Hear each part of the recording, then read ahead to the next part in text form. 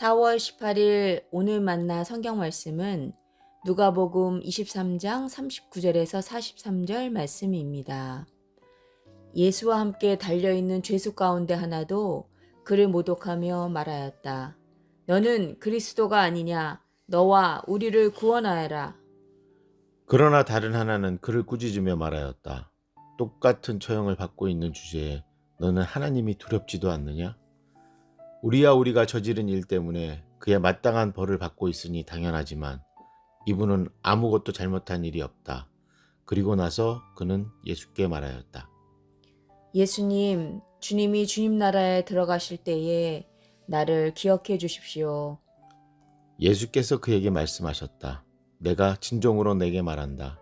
너는 오늘 나와 함께 낙원에 있을 것이다. 아멘. 아멘. 오늘 만나주시는 하나님을 기대합니다. 오늘 저희가 함께 읽은 말씀은 구원에 관해서 깊이 생각해 보게 하는 말씀입니다. 저에게 성경에서 구원을 가장 확실히 받은 사람을 한 사람만 꼽으라고 한다면 오늘 예수님께서 십자가를 지실 때 양옆에 있던 강도 중 한 사람이 아닐까 합니다. 그 이유는 예수님께서 하신 말씀 때문입니다. 너는 오늘 나와 함께 낙원에 있을 것이다. 우리가 잘 아는 것처럼 예수님께서 십자가에 달리실 때에 양쪽에는 2명의 죄수도 함께 매달려 있었습니다. 그런데 이 두 사람이 예수님을 대하는 태도는 매우 달랐습니다. 한 사람은 예수님을 비방하며 조롱하다가 생을 마감했고, 다른 한 사람은 죄 없이 십자가에 달리신 예수님께 자신을 기억해달라고 간청했습니다. 그때 예수님께서 너는 오늘 나와 함께 낙원에 있을 것이다 라고 말씀하신 것입니다. 다시 말해 똑같은 상황에 있었던 두 사람 중 한 사람은 구원을 받았고 한 사람은 그렇지 못했다는 것입니다. 사실 우리들은 이 말씀을 읽으며 한편으로는 이해가 되지만 또 한편으로는 받아들이기 쉽지 않다는 생각이 듭니다. 왜 그럴까요? 첫째, 예수님 옆에 매달린 두 사람은 큰 죄를 지었고 그 결과 사형 선고를 받을 만큼 죄질이 좋지 않았던 사람들이기 때문입니다. 둘째, 예수님께 낙원을 약속받은 그 죄인은 아무런 선행도 하지 않았음에도 천국을 약속받았다는 점이 우리에게 쉽게 받아들여지지 않기 때문입니다. 하지만 오늘 말씀 속에서는 아주 중요한 구원의 원리가 담겨져 있습니다. 구원은 우리의 행위에 달린 문제가 아니라 하나님의 주권에 속한 문제이며 나의 죄 때문에 십자가에 달리신 예수님을 믿는 믿음으로 얻게 되는 선물이라는 것입니다. 만약 구원이 하나님의 주권과 예수님을 믿는 믿음의 영역이 아니라 우리의 행위에 달렸다면 얼마나 힘든 일이겠습니까? 그 어떤 누가 과연 구원을 받을 수 있겠습니까? 사랑하는 높은 뜻 성도 여러분, 구원은 믿음으로 받는 것입니다. 특별히 오늘 본문은 우리에게 분명히 말하고 있습니다. 구원은 우리의 행위에 관한 문제가 아니라는 것을 말입니다. 즉, 구원을 받지 못할 사람은 이 세상에 존재하지 않는다는 것입니다. 오늘은 아무 죄도 흠도 없으신 예수님께서 십자가에 못 박혀 죽으신 금요일입니다. 이 아침 아무 흠도 죄도 없으신 예수님께서 나를 위해 십자가에 달리셨다는 사실을 믿는 믿음이 우리에게 있습니까?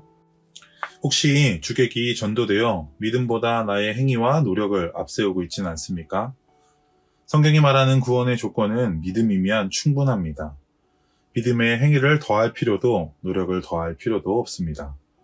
이 구원에 이르게 하는 온전한 믿음이 우리 모두에게 있기를 소망합니다. 그렇다면 우리가 믿음으로 구원을 받았다면 하나님께서 예수님을 믿는 모든 자들에게 선물처럼 구원을 주셨다면 우리에게 필요한 것은 무엇일까요? 바로 선물을 받은 사람으로서 마땅히 보여야 할 반응입니다. 이것은 곧 우리가 구원받은 사람으로서 이 땅에서의 삶을 어떻게 살아가야 하는지에 대한 질문이기도 합니다. 과거에 제가 사역했던 교회에서 제자 훈련을 인도할 때 일입니다. 하루는 예수님을 믿기 전과 후에 어떤 차이가 있었습니까? 라는 질문을 드렸습니다. 그때 한 집사님께서 이렇게 대답하셨습니다. 예수님을 믿기 전 그 남자 집사님은 회사의 물건과 재정을 몰래 빼돌리는 나쁜 습관이 있었다고 합니다. 그러나 예수님을 믿고 믿음의 삶을 살아가기로 결단한 후 그분이 제일 먼저 한 일은 사장님을 찾아가 그동안의 잘못을 솔직히 고백하고 용서를 구하는 것이었습니다. 물론 퇴사도 각오했고 법적인 책임도 감수할 마음이었다고 합니다. 그런데 사장님께서 너그럽게 이해해 주셨고 지금까지도 행복하게 직장 생활을 하고 있다고 합니다. 여러분은 이 이야기를 들으시고 어떤 마음이 드십니까? 아, 저 진부한 이야기. 예전에 많이 들었던 이야기네. 혹 이런 생각이 드십니까?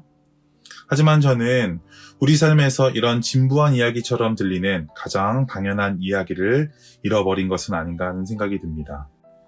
우리가 예수님을 믿고 구원을 받은 자로서 이 집사님처럼 아주 진부하고 오래된 이야기와 같은 그 신앙의 이야기를 잃어버렸기 때문에 구원받은 사람으로서 이 세상에서 믿음의 삶을 살아가지 못하고 있는 것은 아닐까요? 저와 여러분들의 삶 속에 구원받은 사람의 가장 진부한 이야기가 계속해서 고백되고 나타났으면 좋겠습니다. 아니, 구원받은 자로 살아가는 그 이야기가 우리의 일상 속에서 자연스럽게 이어지는 높은 뜻 사람들이 되길 소망합니다. 기도하겠습니다. 십자가상에서 구원을 받은 한 죄인을 기억합니다. 오늘 우리가 구원을 받은 사람으로 어떻게 살아야 할지, 믿음이 있는 자로 행하는 것이 무엇인지를 고민하며 진부한 신앙의 이야기를 이어가는 하루가 되게 하여 주옵소서. 감사드리며 이 모든 것 예수님의 이름으로 기도하옵나이다. 아멘.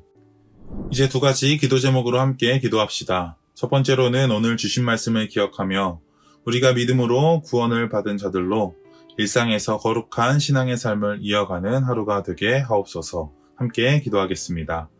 두 번째로는 고난주간 마지막 저녁 집회를 위해서 함께 기도합시다. 예수님께서 걸으신 십자가의 길을 묵상하며 부활의 소망으로 나아가는 귀한 시간이 되게 하여 주옵소서. 이 기도 제목으로 기도하신 이후에 개인 기도하시겠습니다.